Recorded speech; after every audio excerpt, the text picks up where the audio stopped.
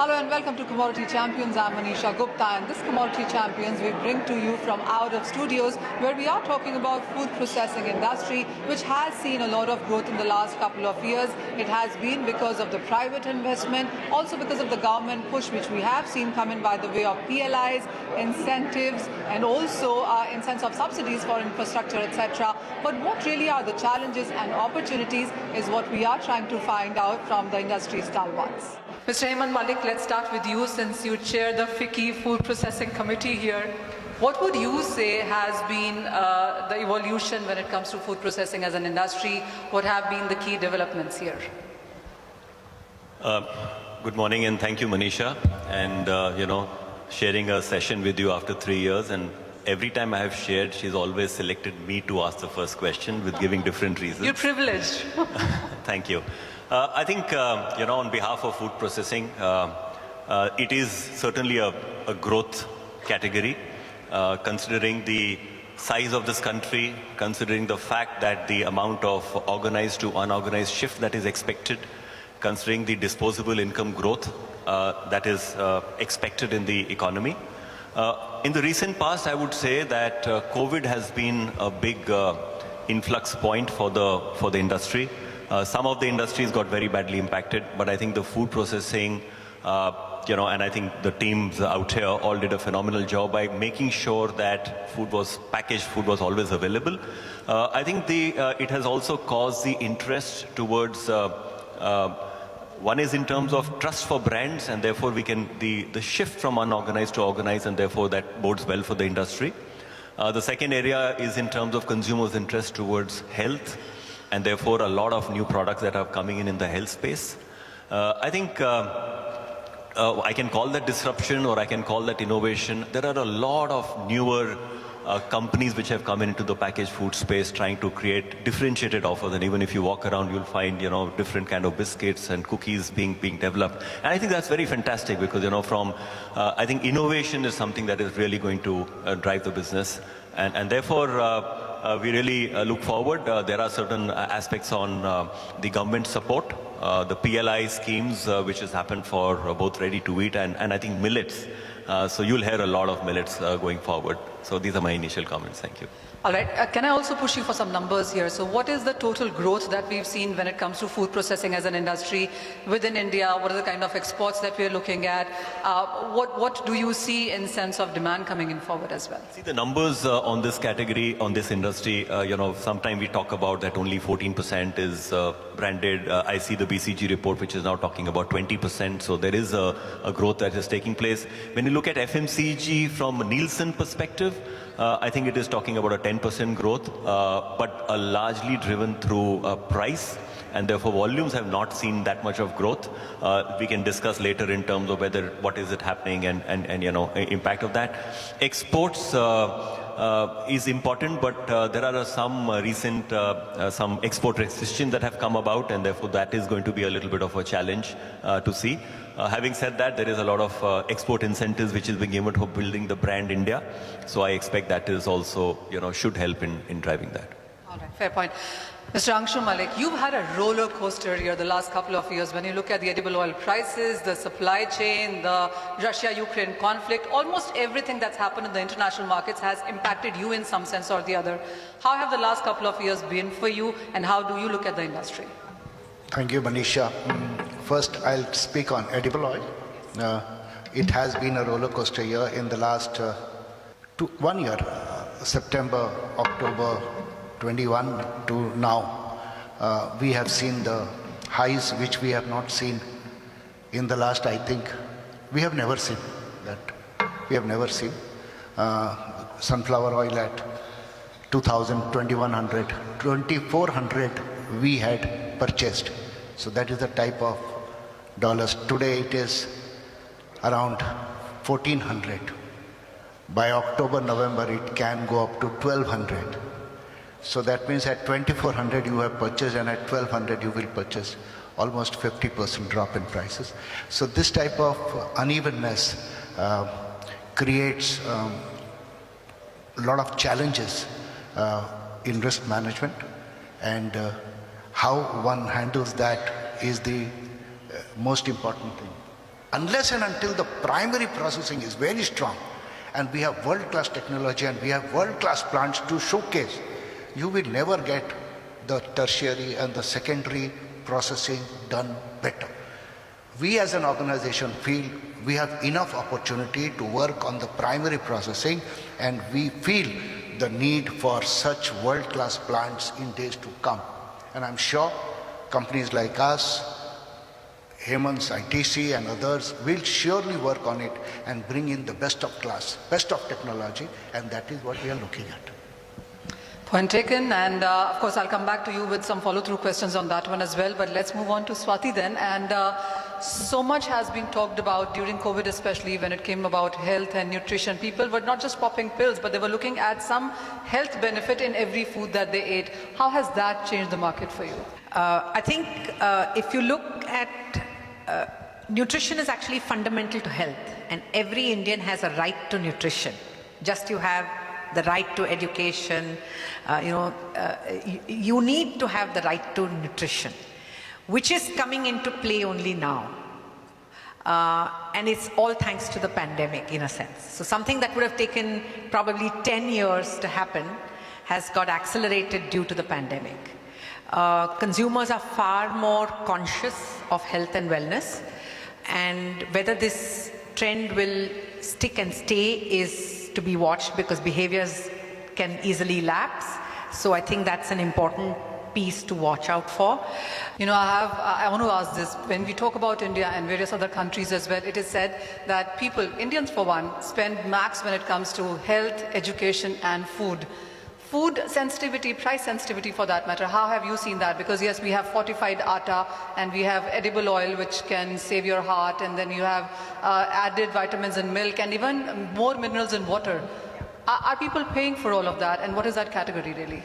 So if you see some of the recent data of the industry, you will see that volumes have not gained that much. So the point that Hemant was talking, the FMCG industry has grown at 10% around that, of which volume in sometimes has been negative, sometimes positive. It's coming back to positive now. You're seeing a lot of inflation, commodity increases, and in the end, everyone has to pay for it. What the interesting part in all of this is that if your brand and product offers value to the consumer will pay for it.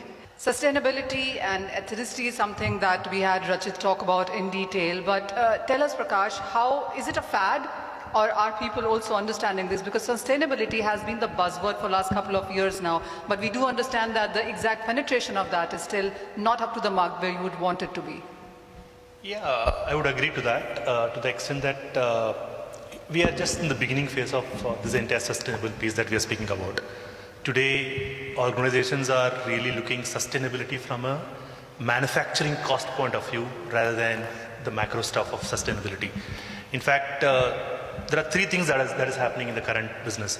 One is all the customers, all the brands are looking at how I can make my brand affordable, so that to the point which Swati is making, you know, if a great nutritious product is costing beyond a reach, nobody is going to touch it. At least in our country, it's going to take a bit of a time.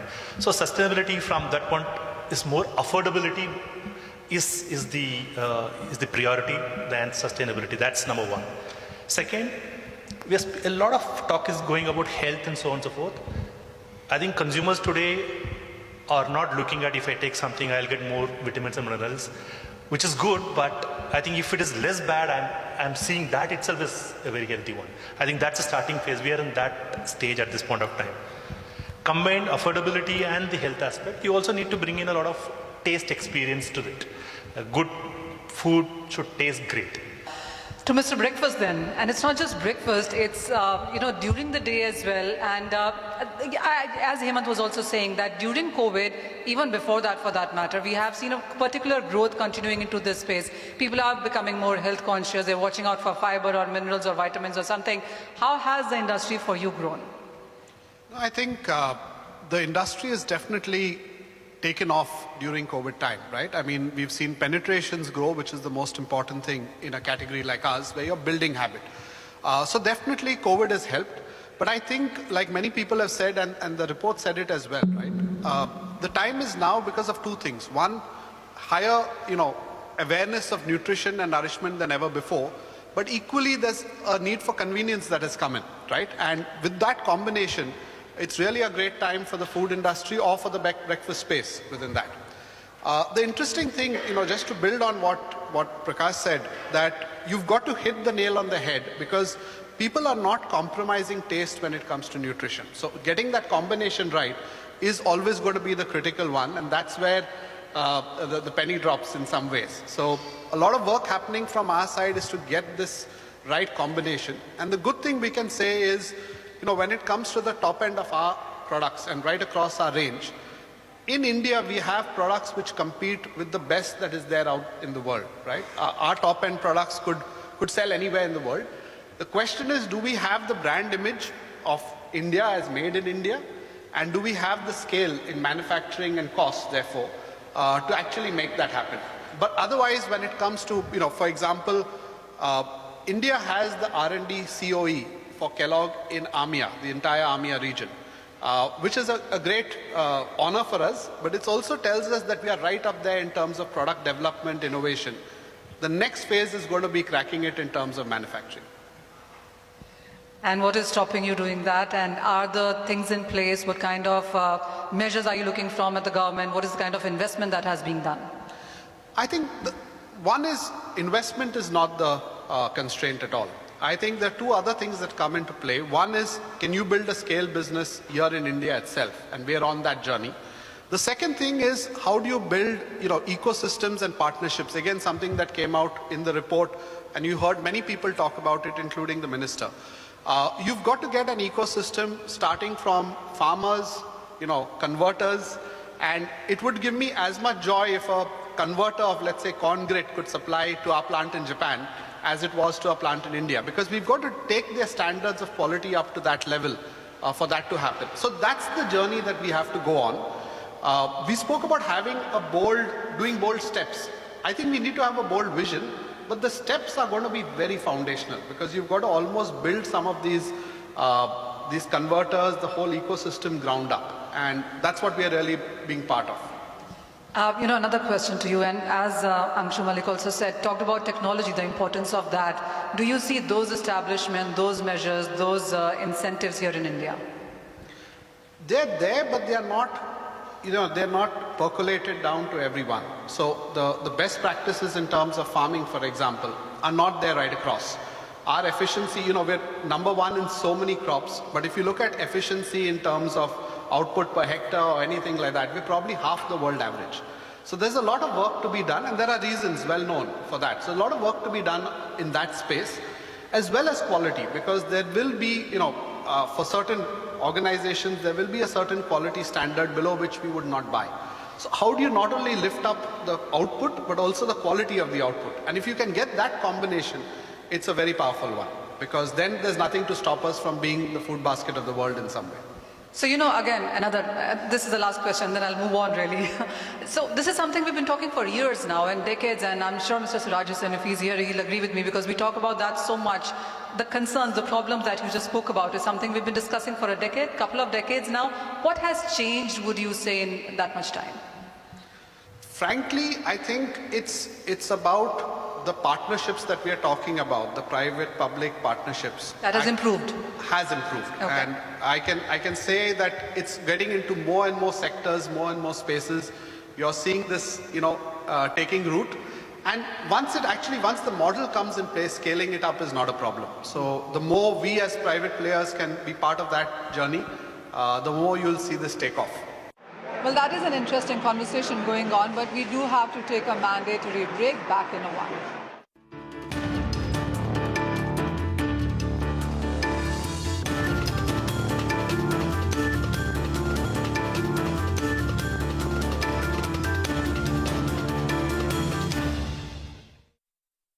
Mr. Hemant Malik, coming to you then, and let's talk about the challenges here right now.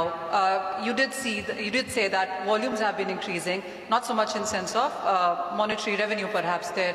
What do you see as a concern here right now? All of us have agreed that yes, COVID in some sense has been a boon for the industry because food was the only sector that actually saw some growth. But we do understand that when it comes to brand India, when it comes to quality, yields, assistance in sense of tertiary, the farmers' money, there are some challenges that just continue to roll over year by year, decade by decade. From the industry perspective, very interesting which is happening is in the whole e-commerce space, and therefore distribution has got democratized. And that's a challenge for large companies who had the strength of distribution as a differentiator. But I think large companies have also been very quick to upfront, and I find that actually my market shares on biscuit category in Amazon may be like 40%. Right, so I think it's about getting the opportunity and taking forward. So that's another part of the challenge. In terms of farm, and the supply chain part of it, frozen supply chain is still very, very expensive. The farm produce, so there are efforts. ITC is making a lot of effort in terms of FPO and our project on Mars in terms of how do you make sure that portion, what you say about 40% gets destroyed, does not get destroyed. So there are challenges in each phase, and you have to work at them, right? And that's our job, I guess. All right, those were challenges. We'll of course talk about opportunities as well. But before that, you spoke about initially about the organized and the unorganized market there. We've also spoken about the price sensitivity, and as Hemant pointed out, the shift on in sense of quality, value and loyalty isn't always there. How have you seen the market, and what do you think needs to be tackled within? One is that the recent GST law that has come on branded foods, particularly rice, wheat flour, dal, besan, all these, which was a long-awaited requirement, created a level playing field between a registered brand and an unregistered brand. These type of anomalies have actually pulled back big investments in brand building. And as Hemant said, that India needs big brands who can perform consistently in food space or processed food space. Now, unorganized sector is there. Today, that is the large portion of it. Consumers are value seekers, but with this COVID, a lot of things have changed, the buying pattern, the way they consume. We have seen that in the COVID, as the inflation was high, consumers did down trade to brands which were affordable for them, but now getting into the lower pricing, particularly edible oils, I can tell you that at 200 rupees a litre, consumers finding it difficult. At 140 rupees or 130 rupees a litre, consumers feel this is reasonably good. So there is a lot of change that is happening in this. So going forward, we see a better consumption coming up, at least from October. Prakash, we've spoken about sustainability when it comes to as something that is being adopted into the markets right now. But what's your sense on sustainable sourcing? How mainstream would you see this as an acceptance? It is going to be a challenge in future. And that is one of the major aspects that is running in many of our customers' mind in terms of how can I do a sustainable sourcing. Because sustainable sourcing means, like for example, a lot is happening on the palm front. Sustainable palm is something which is, I think Angshu Mallick would know about it. But it is going to be 3 times more expensive than what you get.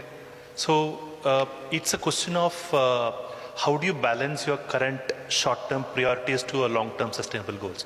I think that is an area which I think from an India food processing space, we need to crack that. Mr. Hemant Malik, as a corporate, as a company, where do you see the vision for the next 3 to 5 years? And the same question, what is that one opportunity that you see in the industry, and what is that one challenge that you think is deterring that?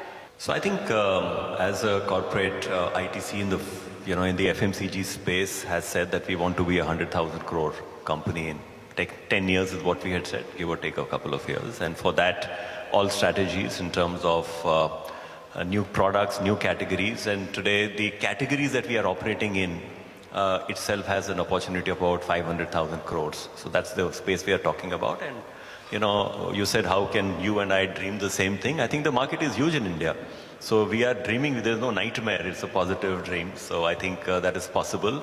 And indeed, for that to happen, it won't happen by itself. I think it's about, when you're looking at converting a staple from unpackaged to packaged, and whether some categories he talked about, when I look at spices, it's another big category, and we are large players in spices. And again, we see that in some states, the conversion is much higher versus in some other states it is not. So I think the responsibility is ours, because we have not been able to therefore communicate the value proposition of why why should somebody shift from unbranded to branded. It doesn't mean that it has to be very expensive, so therefore my supply chains have to be smarter, right? I might have a cost of GST, but that is okay. But still I need to source better, I need to convert sharper, I need to explain the value proposition to the consumer, and that's when the growth will happen. So actually, challenges, we'll talk a lot about challenges, but at the end of the day, it's up to us to, counter the challenges, because you can see a huge opportunity, going forward in this space, and we are quite committed to, realize the same. As a company which is at one area, one segment, one product, one commodity that you see doing better? I think, just to, Manish, I'll just take a step back. We got into the snacks business in 2007. At that time, Nielsen reported as an 8,000 crore category. It's what, 15 years? The category itself has become 38,000 crore. We entered biscuits in 2003 with Sunfeast. At that time, that was an 8,000 crore category. It is 45,000 crores today. Right, so there is a huge, I'm not betting on any one category. I'm betting on all this. I'm betting in packaged food space. Prashant, what do you think? I mean, huge opportunities, and as Hemant put out, there is growth across categories and sectors here. What are you betting on right now? What kind of investments are you looking at? How do you put India on the map there? And again, what opportunity, what challenge are you still looking at? Yeah, Hemant and Angshu have both spoken about the opportunities at length. So the opportunity I will add on is to say that there is growth available at all the different price tiers as well. So, India, that's why is a fantastic amalgamation of different kind of consumers. The top end would be, global consumers in some way. So you see the top end premium growing, you see the middle of the market, you see the low unit packs and the entry packs growing well. And again, it's about finding models to unlock growth at all price tiers. So that, I think, is a fantastic opportunity for most players in the packaged food space. If I have to talk about challenges, I think the challenge that I would say pulls us back sometimes is frequent regulation changes. Well, that's all the key takeaways that we have from the food processing industry. But with that, that's all the time we have on Commodity Champions. Thank you for watching.